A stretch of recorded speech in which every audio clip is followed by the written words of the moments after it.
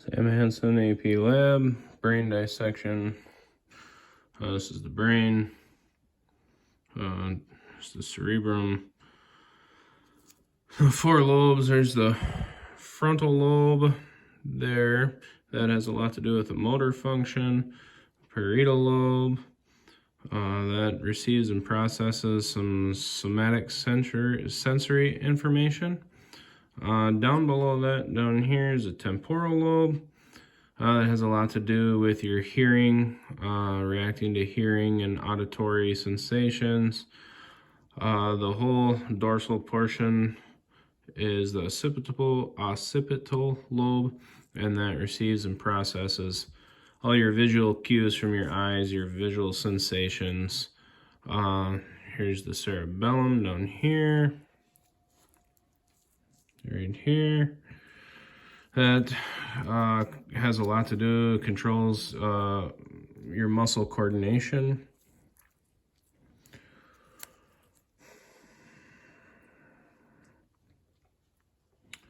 There's the medulla and the pons down here.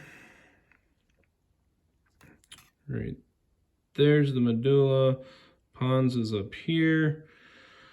Spinal cord is right down here, and right in here is a central canal. Allows your cerebral spinal fluid to go in and out. Right in here is your thalamus. It's centrally located.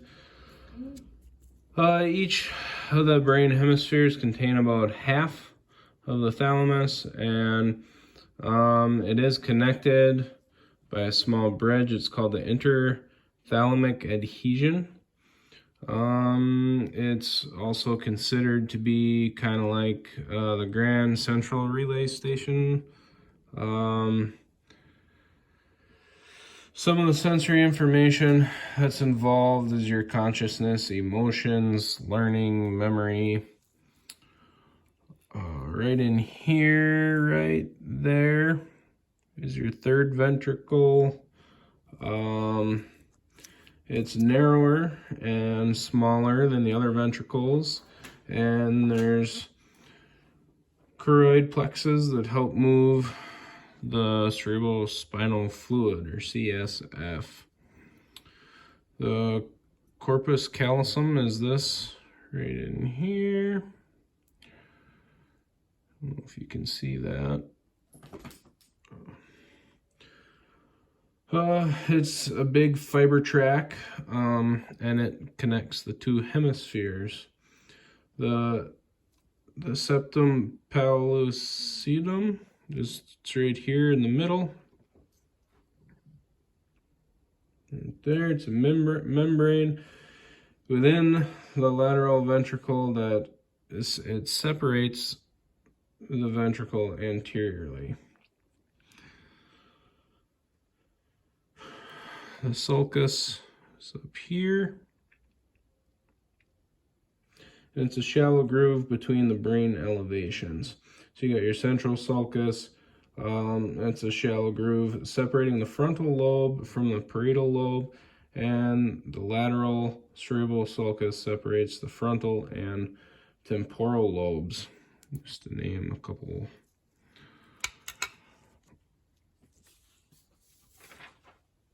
The gyrus here is located right there. It's just an elevation or a fold in the brain, and what that does is it increases the surface area for some neuron cell bodies.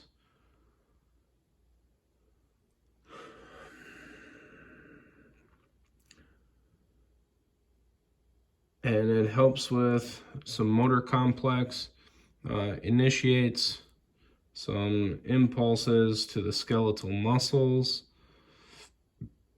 and it's involved with some primary somatory sensory, and it can receive nerve impulses for touch and pain and temperature. the olfactory bulb, which is right here. I don't know if you can see that correctly or not. It should be right in there. That has a lot to do with your sense of smell and processing odors through your nasal cavity.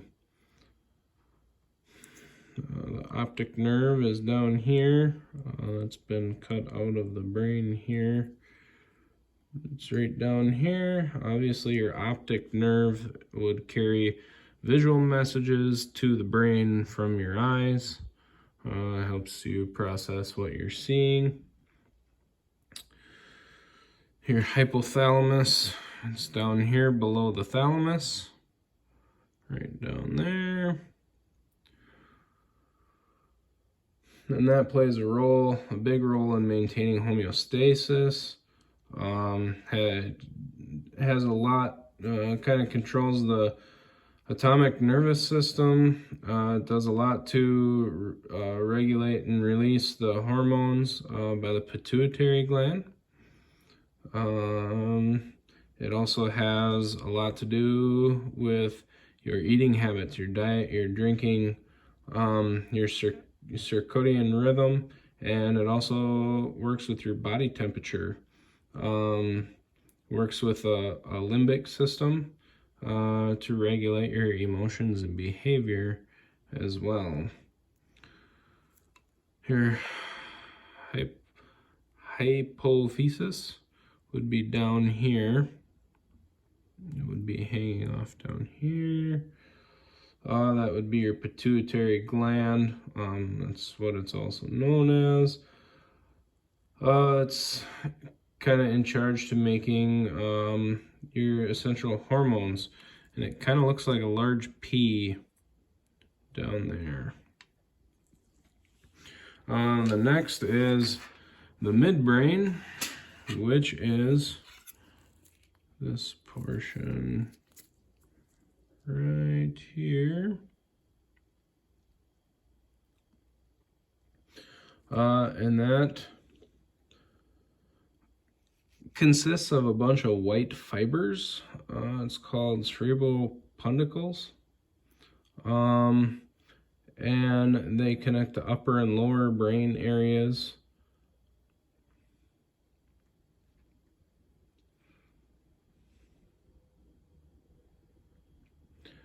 The pons is down here,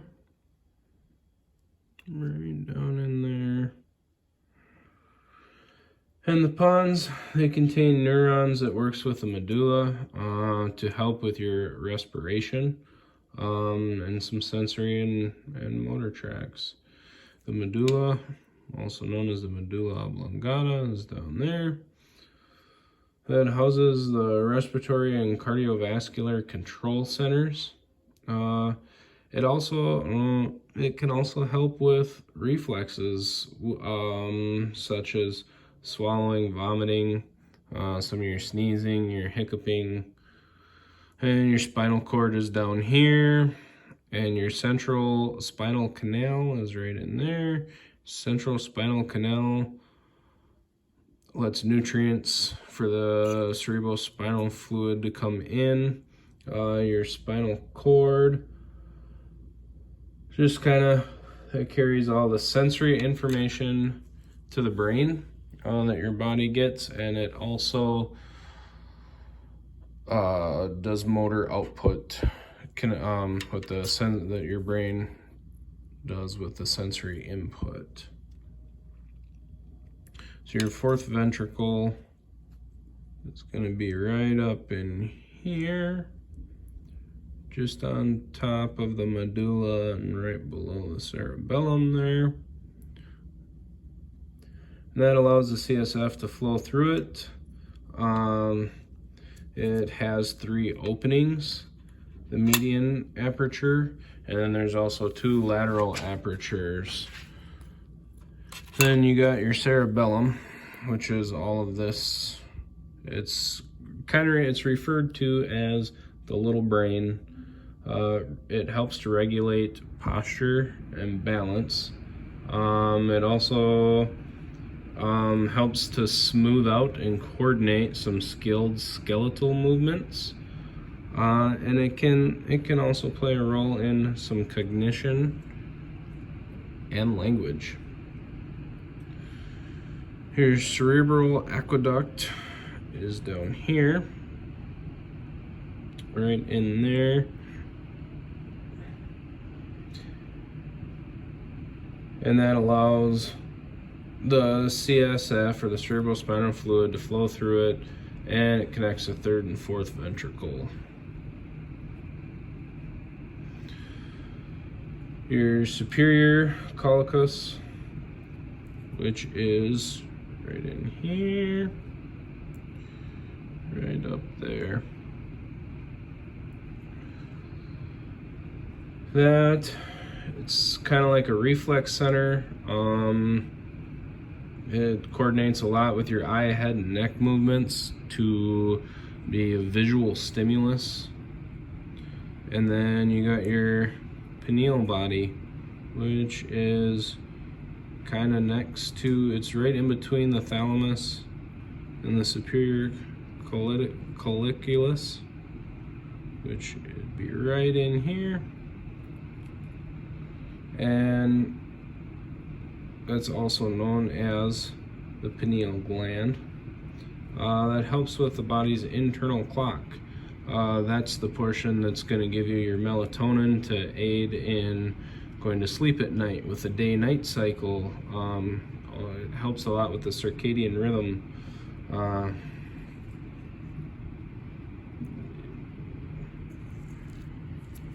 And that's about it. Thanks.